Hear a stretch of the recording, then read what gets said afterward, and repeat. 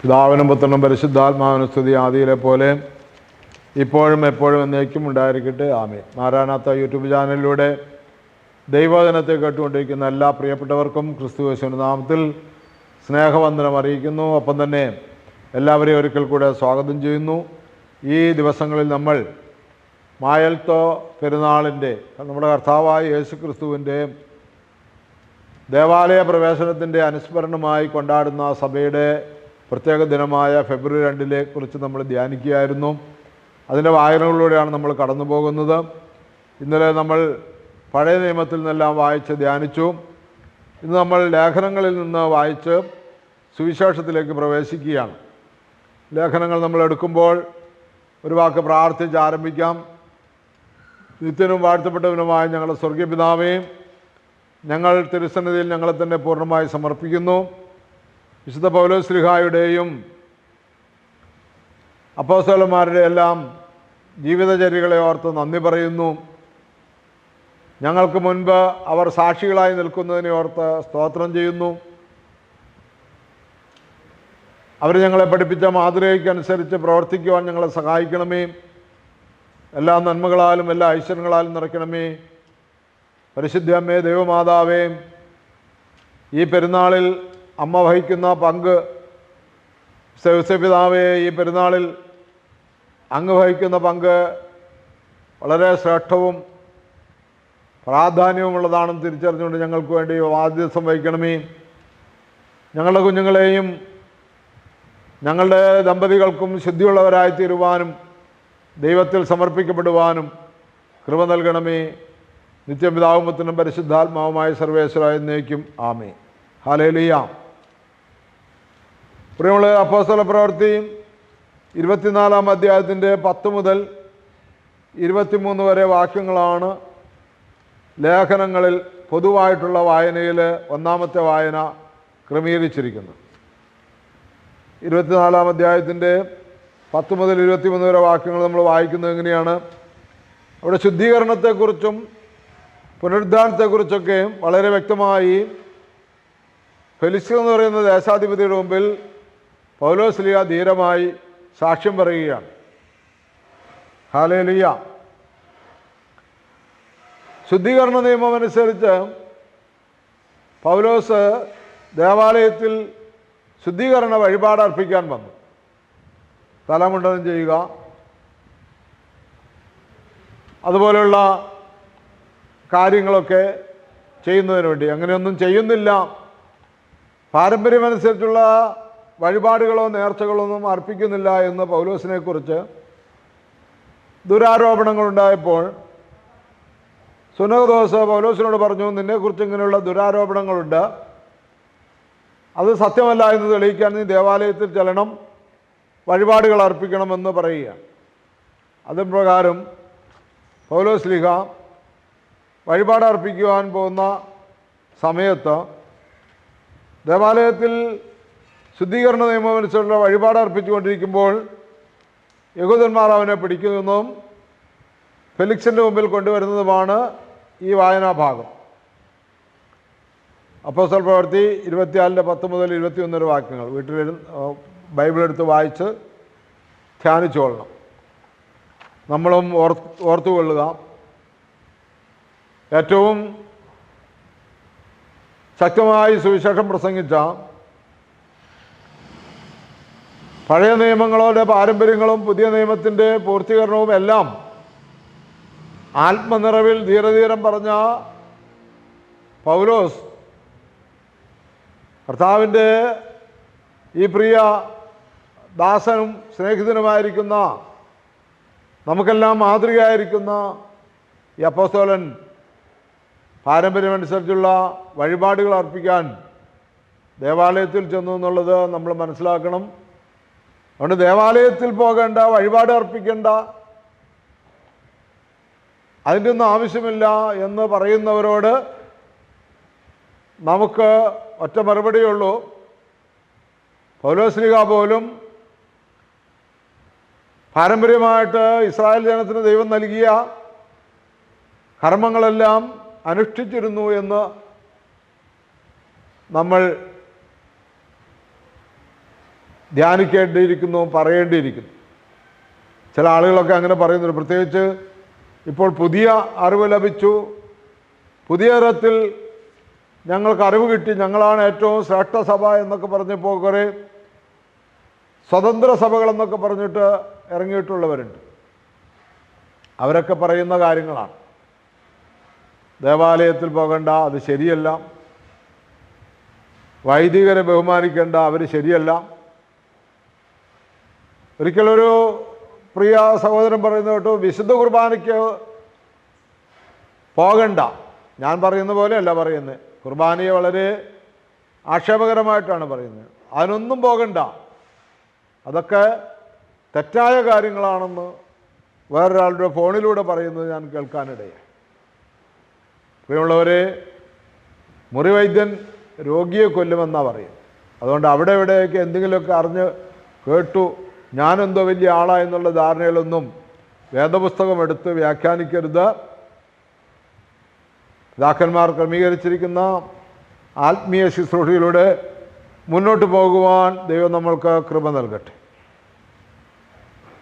രണ്ടാമത്തെ വായന എഫേസ്യ ലേഖനം 3-ാം അധ്യായത്തിൻ്റെ 13 മുതൽ 21 വരെ വാക്യങ്ങളാണ്. പൗലോസിൻ്റെ തന്നെ വാക്യങ്ങളാണ്. കർത്താവിൽ നിന്ന് പൗലോസ്ലീഹ പ്രതീക്ഷിക്കുന്നതും നമ്മിൽ നിന്ന് പൗലോസ്ലീഹ ആഗ്രഹിക്കുന്നതുമായ കാര്യങ്ങളാണ് ഇതെന്ന് നമുക്ക് ധ്യാനിക്കാൻ പറ്റും. 3-ാം അധ്യായത്തിൻ്റെ 13 മുതൽ 21 വരെ വാക്യങ്ങൾ. ക്രിസ്തുവിൻ്റെ സ്നേഹത്തിൽ അധിഷ്ഠിതമായി പൗലോസ്ലീഹ പ്രതീക്ഷിക്കുന്നതാണ്.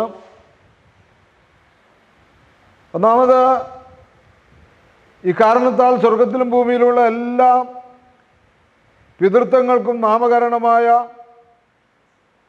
പിതാവിൻ്റെ മുമ്പിൽ ഞാൻ മുട്ടുകൾ മടക്കുന്നു. അതാണ് ഒന്നാമത്തെ ചിന്ത. കർത്താവിൻ്റെ മുമ്പിൽ ക്രിസ്തുവിൻ്റെ സ്നേഹത്തെ പ്രതി എന്ന് പറഞ്ഞാൽ സ്വജാതിയർക്കും യഹൂദന്മാർക്കും വിജാതിയർക്കും ലഭിച്ച ഒരുക്കിയ ഈ രക്ഷയോർത്ത് പിതാവിൻ്റെ മുമ്പിൽ മുട്ടുകുത്തുകയാണ്. മുട്ടുകുത്തുന്നു. യഹൂദന്മാരുടെ പ്രാർത്ഥന അധികം മുട്ടുകുത്തലില്ല എന്നാണ് കേട്ടിട്ടുള്ളത്. ഇവിടെ പൗലോസ്ലീഹ മുട്ടുമടക്കുകയാണ്. രണ്ടാമത് പൗലോസ്ലീഹ ആക്കിയ നല്ല വിശ്വാസ ധൈര്യമാണ് നമ്മളിൽ ഉണ്ടാകേണ്ട കാര്യമാണ്. നമ്മളും ദൈവസന്നിധിയിൽ മുഴങ്കാൽ മടക്കേണ്ടതാണ്.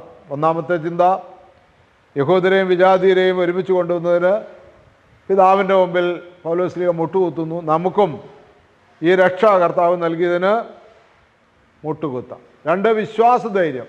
വിശ്വാസത്തിലൂടെ നമുക്ക് നല്ല ധൈര്യമുള്ളവരായി മാറും. മൂന്നാമത് പൗലോസ്ലീഹ പ്രതീക്ഷിക്കുന്നത് മിശിഹായിലുള്ള വിശ്വാസം വഴി. ഞാനിങ്ങനെ പറയുന്നതിൻ്റെ കാരണം ഇവിടെ 13-ാമത്തെ വാക്യം ഞാൻ വായിച്ചില്ല എന്നുള്ളത്. 13-ാമത്തെ വാക്യമാണ് തുടങ്ങുന്നത്.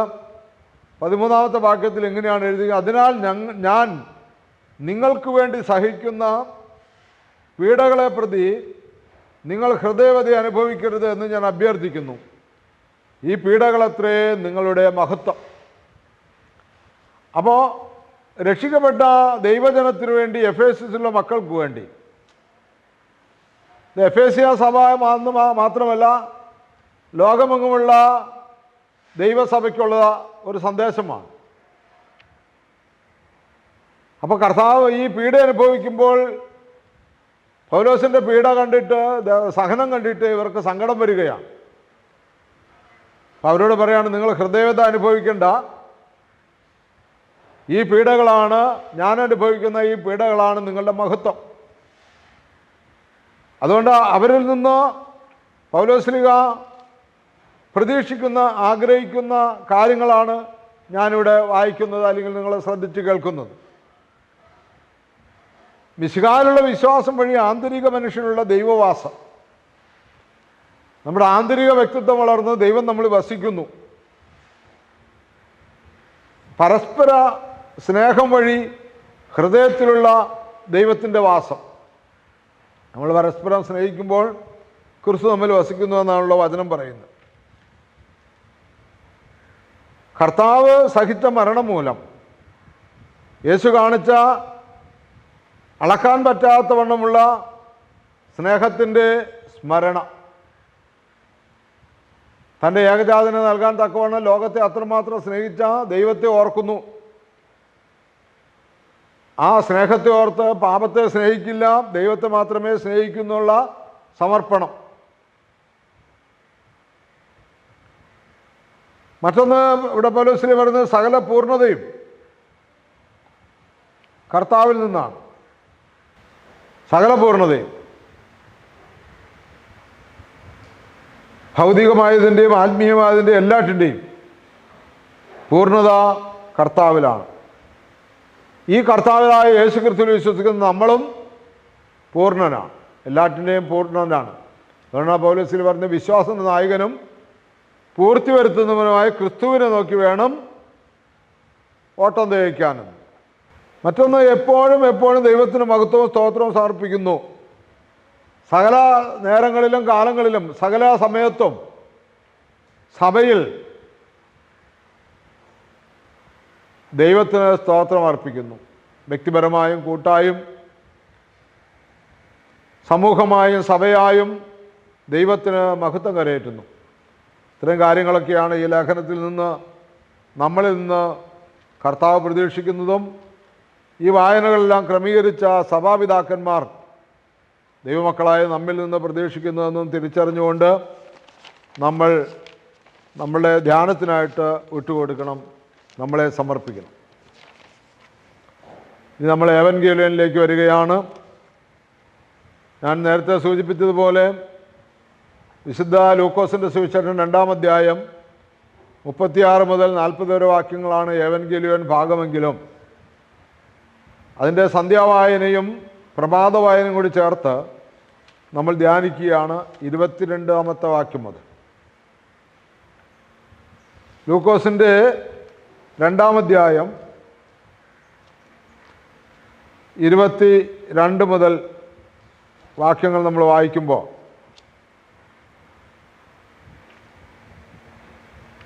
മോശയുടെ നിയമമനുസരിച്ച് ശുദ്ധീകരണത്തിനുള്ള ദിവസങ്ങൾ പൂർത്തിയായപ്പോൾ അവർ അവനെ കർത്താവിന് സമർപ്പിക്കാൻ ജെറുസലേമിലേക്ക് കൊണ്ടുപോയി. കടിഞ്ഞൂൽ പുത്രന്മാരൊക്കെയും കർത്താവിൻ്റെ പരിശുദ്ധൻ എന്ന് വിളിക്കപ്പെടണമെന്നും ഒരു ജോഡി ചങ്ങാലികളെയോ 2 പ്രാവിൻ കുഞ്ഞുങ്ങളെയോ ബലിയർപ്പിക്കണമെന്നും കർത്താവിൻ്റെ നിയമത്തിൽ പറഞ്ഞതനുസരിച്ചാണ് അവർ അങ്ങനെ ചെയ്തത്. കുഞ്ഞിനെ പ്രസവിച്ചാൽ, ആൺകുഞ്ഞിനെയാണ് പ്രസവിക്കുന്നതെങ്കിൽ സ്ത്രീ എൻ്റെ അമ്മ 40 ദിവസം ശുദ്ധീകരണ നിയമം അനുസരിച്ച്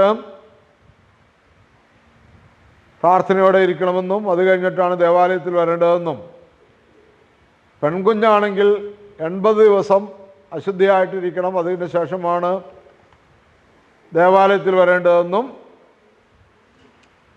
നിയമമുണ്ട്. ഇവിടെ ഇവർ ദേവാലയത്തിൽ ഈ കുഞ്ഞിനെ കൊണ്ടുവരുമ്പോൾ അവിടെ 2 വ്യക്തികളെ നമുക്ക് പരിചയപ്പെടുത്തുകയാണ്. ഒന്ന് വൃദ്ധനും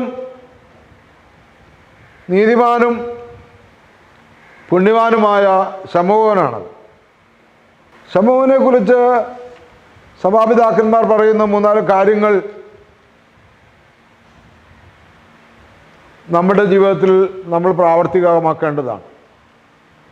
ഒന്ന്, ശമൂൻ രക്ഷകനെ കാത്തിരിക്കുന്നു. ഒന്നാമത്, അദ്ദേഹം നീതിമാനും പുണ്യവാനുമാണ്. 2, അദ്ദേഹം ഇസ്രായേലിൻ്റെ ആശ്വാസം പ്രതീക്ഷിക്കുന്നവനാണ്. നമ്മളൊക്കെ ഇന്ന് നമ്മുടെ ജനത്തെ, നമ്മുടെ സഭയൊക്കെ നമ്മൾ കുറ്റപ്പെടുത്തുമ്പോൾ ഒരു നല്ല കാലം, ഒരു നല്ല സമയം, ഒരു വിശുദ്ധ നാൾ വരുമെന്ന് പ്രതീക്ഷിക്കുന്നുണ്ടോ എന്നും കൂടി പരിശോധിക്കുക. കുറവുകൾ കണ്ടെത്തുന്നതും കുറ്റപ്പെടുന്നതൊക്കെ നല്ലതാണ്. പക്ഷേ ചില ആളുകൾ ഒന്നടങ്കം പ്രാഗ് കൂടി ചെയ്യണം, അതൊക്കെ നശിച്ചു പോകും. അങ്ങനെയല്ല, ശമൂൻ ഇസ്രായേലിന് ആശ്വാസകാലം വരുമെന്ന് പ്രതീക്ഷിച്ചിരുന്നു. നമ്മളും പ്രതീക്ഷിച്ചില്ല. അങ്ങനെ പ്രതീക്ഷിക്കണമെങ്കിൽ ആദ്യം പറഞ്ഞ വാക്യം നമ്മുടെ ജീവിതത്തിലുണ്ടാകണം. നമ്മൾ നീതിമാനായിരിക്കണം, പുണ്യവാനായിരിക്കണം. മൂന്നാമത്തെ ചിന്ത തൻ്റെ മേൽ പരിശുദ്ധാത്മാവുള്ളവനാണ്. ഇവിടെ നമ്മൾ വായിക്കുന്നുണ്ട്, പരിശുദ്ധാത്മാവ് അവൻ്റെ മേൽ ഉണ്ടായിരുന്നു. 25-ാമത്തെ വാക്യം, അവൻ നീതിമാനും ദൈവഭക്തനും ഇസ്രായേലിൻ്റെ ആശ്വാസം പ്രതീക്ഷിച്ചിരുന്നവനും ആയിരുന്നു. പരിശുദ്ധാത്മാവ് അവൻ്റെ മേൽ ഉണ്ടായിരുന്നു. കർത്താവിൻ്റെ അഭിഷേകത്തിനെ കാണുന്നവരെ മരിക്കുകയില്ല എന്ന് പരിശുദ്ധാത്മാവ് അവനെ വെളിപ്പെടുത്തിയിരുന്നു. പരിശുദ്ധാത്മാവിൻ്റെ ദൂത് ലഭിച്ച് ദീർഘായുസ്സോടെ ഇരുന്നവനാണ്. ഈ സംഭവം കാണുന്നവരെ മരിക്കില്ല എന്ന് പരിശുദ്ധാത്മാവ് വെളിപ്പെടുത്തിയതുകൊണ്ടാണ് വാർദ്ധക്യം വരെ ഇരിക്കുന്നത്, പടുവൃദ്ധനായിട്ടും അങ്ങനെ ഇരിക്കുന്നത്. പരിശുദ്ധാത്മ നിയോഗത്താൽ പ്രവർത്തിക്കുന്നവനാണ്. കാരണം എന്താണ്? 27-ാമത്തെ വാക്യം പറയുന്നു, പരിശുദ്ധാത്മാവിൻ്റെ പ്രേരണയാൽ അവൻ ദൈവാലയത്തിലേക്ക് വന്നു. പരിശുദ്ധാത്മാവിൻ്റെ പ്രേരണയാണ്. അപ്പം നമ്മുടെ ഓരോ ദേവാലയ പ്രവേശനവും, നമ്മൾ ഓരോ കുർബാനയ്ക്ക് പോകുന്നതും പരിശുദ്ധാത്മാ പ്രേരണയാലാണോ എന്നൊക്കെ നമ്മൾ പരിശോധിക്കണം. യേശുവിനെ കയ്യിലെടുത്തു. പരിശുദ്ധാത്മാവിൻ്റെ പ്രേരണയാൽ ദേവാലയത്തിലേക്ക് വന്നു. നിയമപ്രകാരമുള്ള അനുഷ്ഠാനങ്ങൾക്കായി ശിശുവായ യേശുവിനെ മാതാപിതാക്കന്മാർ ദേവാലയത്തിൽ കൊണ്ടുവന്നു. ശിമയോൻ ശിശുവിനെ കയ്യിലെടുത്തു, ദൈവത്തെ സ്തുതിച്ചുകൊണ്ട് പറഞ്ഞു. യേശുവിനെ കൈകളിൽ വഹിച്ചവനാണ് ശിമോൻ. നമുക്കിന്ന് അഭിഷിക്തരായ പുരോഹിതന്മാരൊക്കെയും യേശുക്രിസ്തുവിനെ കൈകളിൽ വഹിക്കുന്നു. ശിമോനെ പോലെ ഉള്ള ധ്യാനത്തിലും വിശുദ്ധിയിലുമാണോ എന്ന് പരിശോധിക്കുക. വിശ്വാസികളെല്ലാവരും കർത്താവിനെ ഹൃദയത്തിൽ സ്വീകരിക്കുന്നു. സ്വീകരിക്കാത്തവരും സ്വീകരിക്കുന്നവരൊക്കെ, സ്വീകരിക്കാത്തവർ എന്തുകൊണ്ട് സ്വീകരിക്കുന്നില്ല എന്ന് പരിശോധിക്കുക. സ്വീകരിക്കുന്നവർ ശമോനെ പോലെയാണോ സ്വീകരിക്കുന്നതെന്ന് പരിശോധിക്കുക. മറ്റൊന്ന്, ശമോനെ കുറിച്ച് പിതാക്കന്മാർ പറയുന്നത്, തൻ്റെ കണ്ണുകൾ ദൈവത്തിൻ്റെ കാരുണ്യത്തെ കണ്ടിരിക്കുന്നതിനാൽ സമാധാന മരണം ആഗ്രഹിക്കുന്നവനെന്ന്. അങ്ങനെയാണ് ഇവിടെ എഴുതിയിരിക്കുന്നത്. കർത്താവെ, അവിടുത്തെ വാഗ്ദാനമനുസരിച്ച് ഈ ദാസനെ ഇപ്പോൾ സമാധാനത്തിൽ വിട്ടയക്കണമേ. എന്തെന്നാൽ സകല ജനതകൾക്കും വേണ്ടി അങ്ങ് ഒരുക്കിയിരിക്കുന്ന രക്ഷ എൻ്റെ കണ്ണ് കണ്ടു കഴിഞ്ഞു. സമാധാന മരണം, വാഗ്ദാനപ്രകാരമുള്ള രക്ഷകനെ കണ്ട് സമാധാനത്തിൽ മരിക്കാൻ ആഗ്രഹിക്കുന്ന ശമോനെ പോലെയാണോ നമ്മളെന്ന് പരിശോധിക്കണം. നമ്മൾ വാഗ്ദാനപ്രകാരമുള്ള യേശുക്രിസ്തുവിനെ അനുഭവിച്ചറിഞ്ഞ് സമാധാനത്തോടെ മരണത്തെ സ്വീകരിക്കുവാൻ ആഗ്രഹിക്കുന്നുണ്ടോ എന്ന് പരിശോധിക്കുക. മറ്റൊന്ന്, യേശുവിൻ്റെ പരസ്യ ശുശ്രൂഷയുടെ ഉദ്ദേശം അറിയിക്കുകയാണ്. എന്താണ് യേശുവിൻ്റെ പരസ്യ ശുശ്രൂഷയുടെ ഉദ്ദേശം? സകല ജനത്തിനും വിജാതിയർക്ക് വെളിപാടിൻ്റെ പ്രകാശവും അവിടുത്തെ ഇസ്രായേലിൻ്റെ മഹിമയുമാണ്. സകല ജനതകൾക്കും വേണ്ടി അങ്ങ് ഒരുക്കിയിരിക്കുന്ന രക്ഷ എൻ്റെ കണ്ണുകൾ കണ്ടു കഴിഞ്ഞു. അത് വിജാതിയർക്ക് വെളിപാടിൻ്റെ പ്രകാശവും അവിടുത്തെ ജനമായ ഇസ്രായേലിൻ്റെ മഹിമയുമാണ്. നമുക്കും ഈ ക്രിസ്തുവിൻ്റെ ദൈവിക ഉദ്ദേശം ലോകത്തിന് വെളിപ്പെടുത്തുവാൻ സാധിക്കുന്നുണ്ടോ എന്നും പരിശോധിക്കുക. ഒരു ക്രിസ്തു ഭക്തൻ ഇങ്ങനെ ആയിരിക്കണമെന്ന് ഇവിടെ ശംഭുവാൻ പ്രവചിക്കുകയാണ്. 34-ാമത്തെ വാക്യത്തിൽ ശിമയോൻ അവരെ അനുഗ്രഹിച്ചുകൊണ്ട് അവൻ്റെ അമ്മയായ മറിയത്തോട് പറഞ്ഞു, ഇവൻ ഇസ്രായേലിൽ പലരുടെയും വീഴ്ചയ്ക്കും ഉയർച്ചയ്ക്കും കാരണമാകും. ഇവൻ വിവാദ വിഷയമായ അടയാളവുമായിരിക്കും. അങ്ങനെ അനേകരുടെ ഹൃദയ വിചാരങ്ങൾ വെളിപ്പെടും. നിന്റെ ഹൃദയത്തിലൂടെ ഒരു വാൾ തുളച്ചു കയറുകയും ചെയ്യും. തന്നെ യേശുക്രിസ്തുവിനെ യഥാർത്ഥ ദൈവപുത്രനായി അംഗീകരിക്കാതിരിക്കുന്നവരുടെ പതനത്തിനും നാശത്തിനും കാരണമായി തീരുമെന്ന് ശമൂവേൽ പ്രവചിക്കുകയാണ്.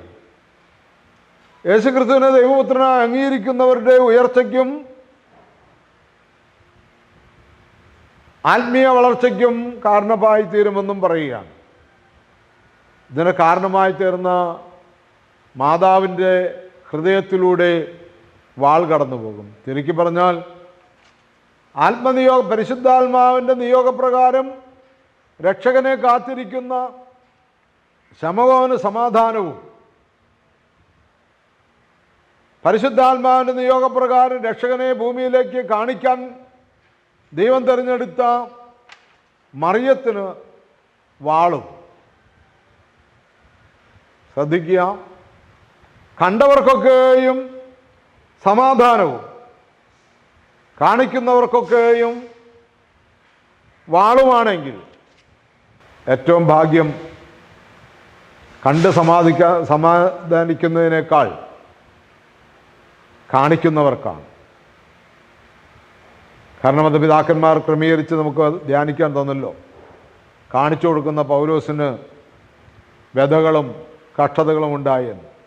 അതുകൊണ്ട് പ്രിയമുള്ളവരെ, സങ്കടങ്ങളും വ്യഥകളും വാളൊക്കെ ഉണ്ടാകുമെന്ന് പേടിച്ചുകൊണ്ട് ക്രിസ്തുവിനെ ആർക്കും കാണിച്ചു കൊടുക്കാതിരിക്കാൻ സാധ്യമല്ല. ക്രിസ്തുവിനെ കാണിച്ചു കൊടുത്തേ പറ്റുള്ളൂ.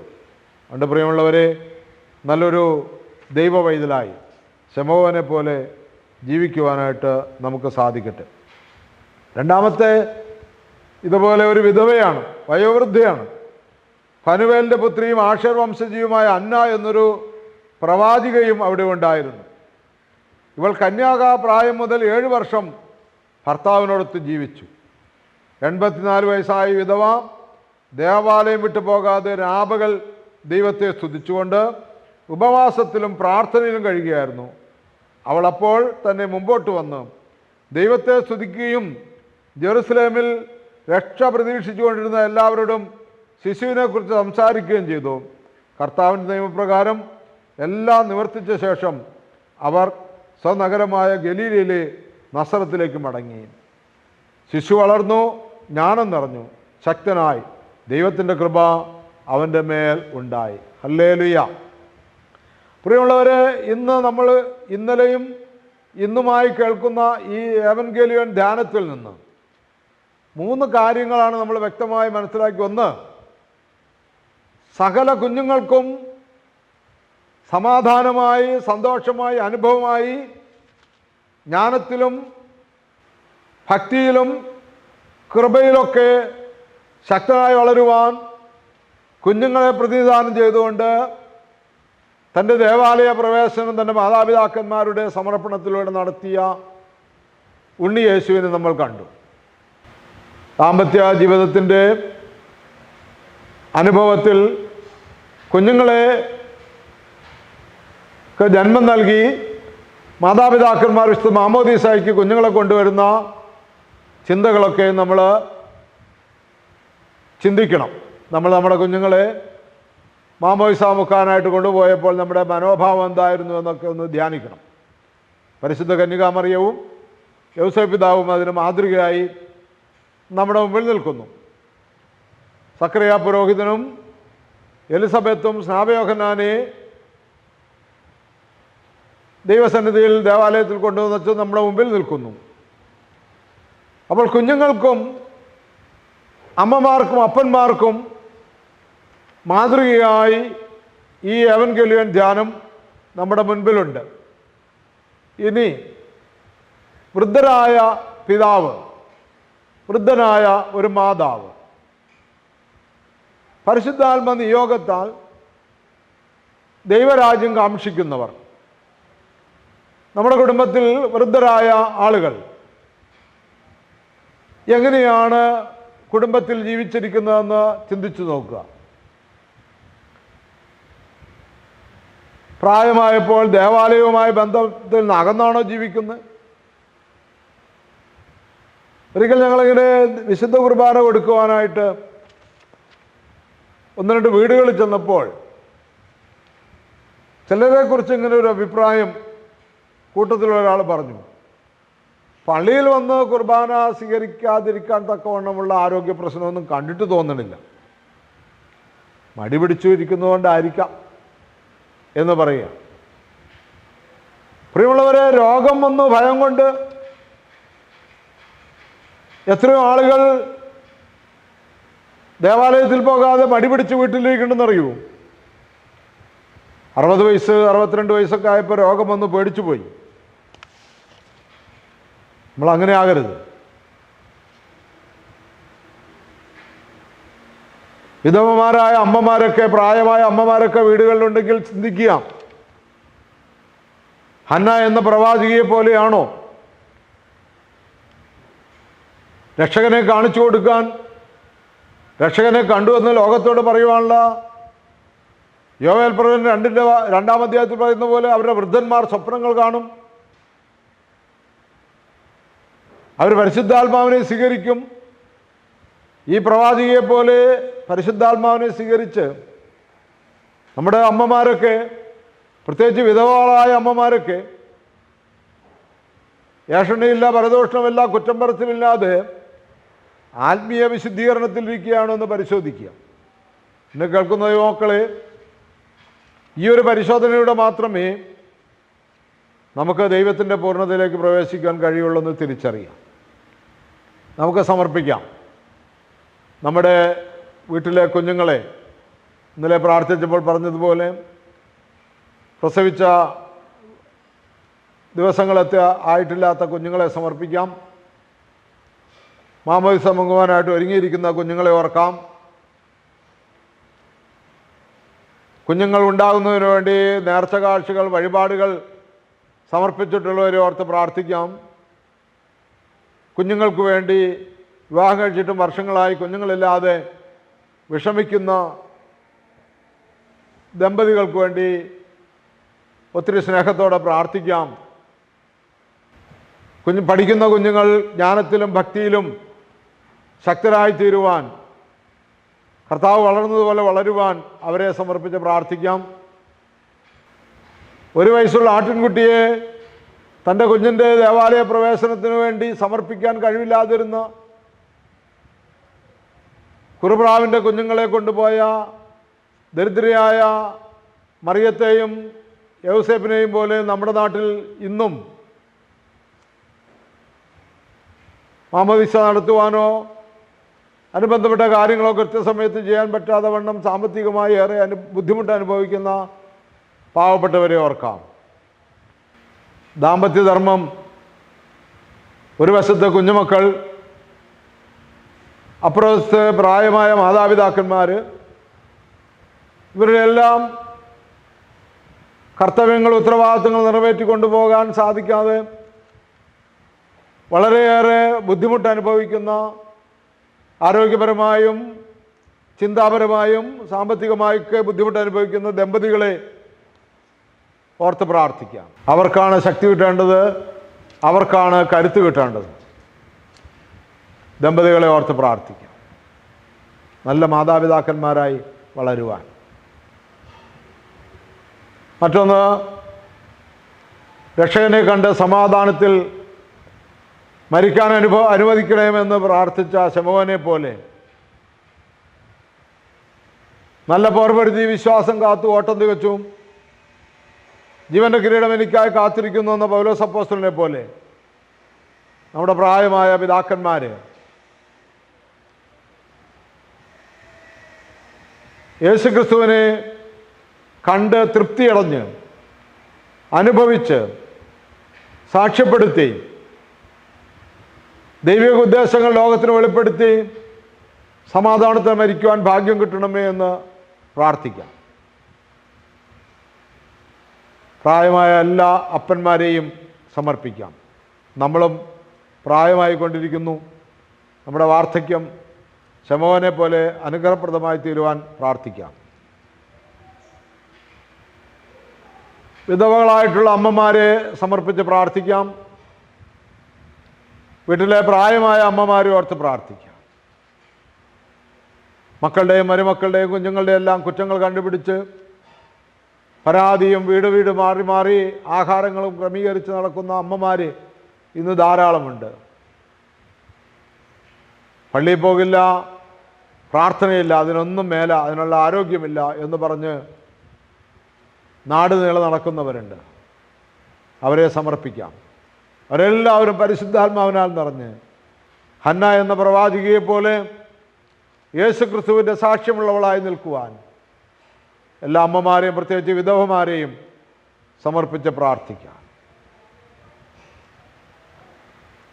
നിത്യനും വാഴ്ത്തപ്പെട്ടവനുമായ ഞങ്ങളുടെ സ്വർഗ്ഗീയ പിതാവേ, ഈ നല്ല സമയത്തിനായി നന്ദിയോടെ സ്തുതിക്കുന്നു, സ്തോത്രം ചെയ്യുന്നു, മഹത്വപ്പെടുത്തുന്നു. എല്ലാ നന്മകളാലും എല്ലാ ഐശ്വര്യങ്ങളാലും നിറയ്ക്കണമേ.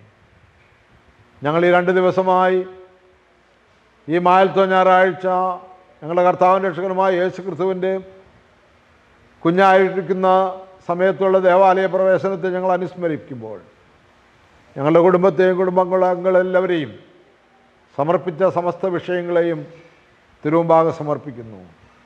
അനുഗ്രഹിച്ച് ആശീർവദിക്കണമേ. ഒരു നല്ല വിശുദ്ധ ജീവിതത്തിൻ്റെ ഉടമകളാക്കി ഞങ്ങളെ തീർക്കണമേ. ഈ ഞായറാഴ്ച മറ്റെല്ലാ ഞായറാഴ്ചകളെക്കാളും വിശുദ്ധമുള്ള ഒരു ഞായറാഴ്ചയായി സ്വീകരിക്കുവാൻ കൃപ നൽകണമേ. ആരാധിക്കുവാൻ കൃപ നൽകണമേ. വിശുദ്ധ കുർബാന അനുഭവിക്കുവാൻ കൃപ നൽകണമേ. എല്ലാ നന്മകളും എല്ലാ അനുഗ്രഹങ്ങളും നിറയ്ക്കണമേ. നിത്യം പിതാവും പുത്രനും പരിശുദ്ധാത്മാവുമായ സർവേശ്വര എന്നേക്കും ആമേൻ. Hallelujah, hallelujah. ദൈവമേ നന്ദി, ദൈവമേ സ്തുതി. പ്രിയമുള്ളവരെ, ഈ സന്ദേശങ്ങളൊക്കെയും മറ്റുള്ളവർക്ക് എത്തിച്ചു കൊടുക്കുവാൻ ലഭിക്കത്തക്കവണ്ണമുള്ള ക്രമീകരണം ഈ ചാനലിലൂടെ നിങ്ങൾ ക്രമീകരിക്കണമേ എന്ന് ഓർപ്പിച്ചുകൊണ്ട് നിർത്തുന്നു. നിങ്ങളുടെ വിലയേറിയ അഭിപ്രായങ്ങൾ ഞങ്ങളുടെ ഫോൺ വഴി സംസാരിച്ച് ഇവിടെ നടക്കുന്ന ധ്യാനത്തിലും പ്രാർത്ഥനയിലും പങ്കെടുക്കണമേ എന്ന് ഓർപ്പിച്ചുകൊണ്ട് നിർത്തുന്നു. ദൈവത്തിരുനാമം മാത്രം മഹത്വപ്പെടുമാറാകട്ടെ.